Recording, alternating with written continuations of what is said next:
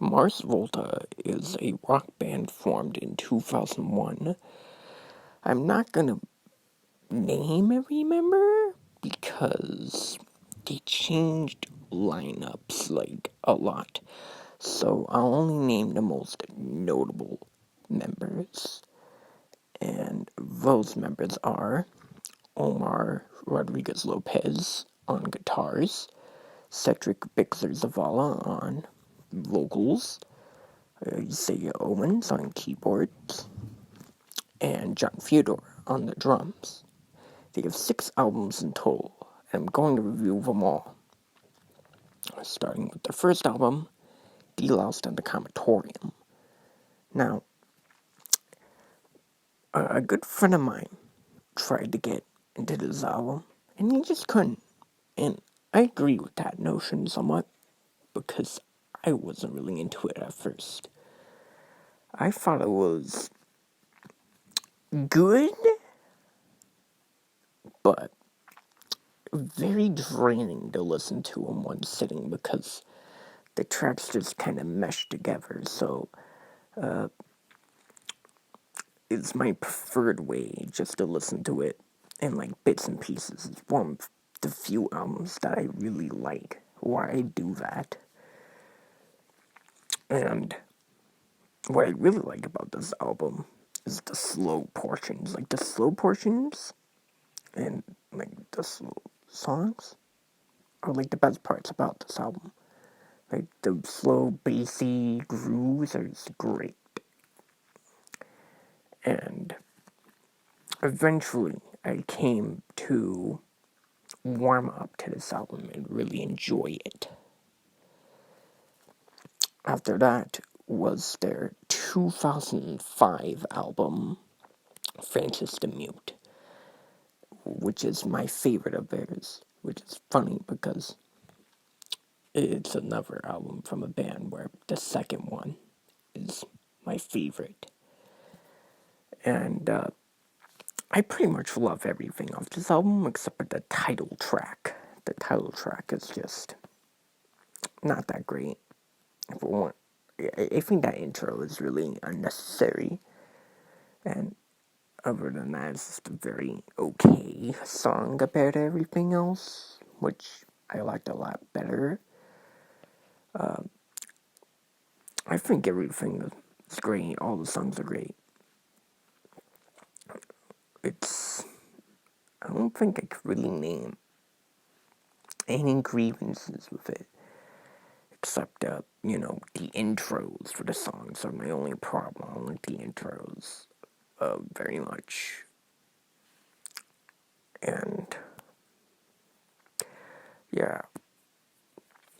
After this was their third album. I forget when it came out. Architecture, which is my second favorite of theirs. I don't like everything off of it, but I do like quite a few songs, such as Tetragrammaton. That one's amazing. Architecture, that one's also great. Sarah Eyes, that one's also great. And Day of the Bathments, which are all just amazing tracks. Other than that, all the other songs I find to be kind of boring. And the other ones, my only other grievances with this is that once again the intros. I feel like a lot of the intros and outros to the songs are very not needed. And I get that's kind of the point of them, is that they're supposed to hurt the ears a little. After that was their fourth album, Bellum and Goliath, which is my least favorite album from them. And it's not bad by any stretch of the words. I just feel it feels very,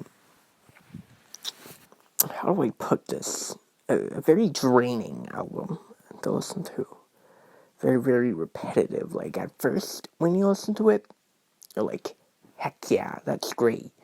But as the tracks go along, it gets boring really fast. And then, that's basically my opinion on it. I have nothing else to really say about as my least listened album. Like the previous 3 albums, where I listen to them a lot on a daily basis, especially when I'm working. This one, not so much. After this was, I think this one was released in somewhere, I think it was 2009, or I may be wrong. Octahedron. Octahedron is good. That's pretty much all I have to say. I feel it's a very forgettable album. All the tracks just kind of meshed together, but it was a very welcome album compared to Bellum Goliath. This one feels like a big, a rest spot, like a cool down album. Well, the band recuperates before they try to do something more experimental again. Especially after if you know anything about Bellum and Goliath, you know that the production on that album was absolutely terrible. The recording process had so many problems along the way. So this one, it's understandable why they made a nice, easy album for this. And I thought it was not Tourniquet. What would I think of that one? Which I do know the date was released.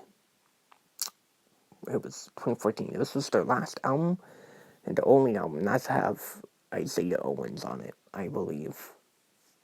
Because I believe he died the year it was made. And, once again, I think it's good. I like it slightly more than Octahedron.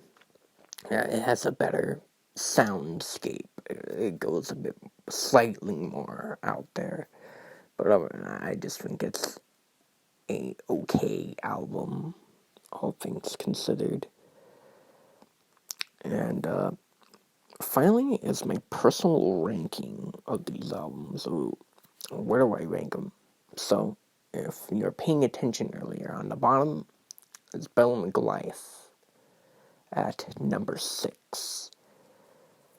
I don't really like it too much, but when it comes to the middle rankings, that I have a hard time with, because I don't know if I want to I can't really put Octahedron or Nocturnicate. I can't really put them one over the other, but I will say that above it is Octahedron, even though I find that one slightly more memorable than Nocturnicate is. I just prefer the sound of Nocturnicate a tad bit more, so I put Nocturnicate over Octahedron at number 4. And at number 3 is Deloused, then Ambitecture, then Francis the Mute. Thank you for watching. It makes my day that at least somebody watches this, whoever you are. Something bugging you?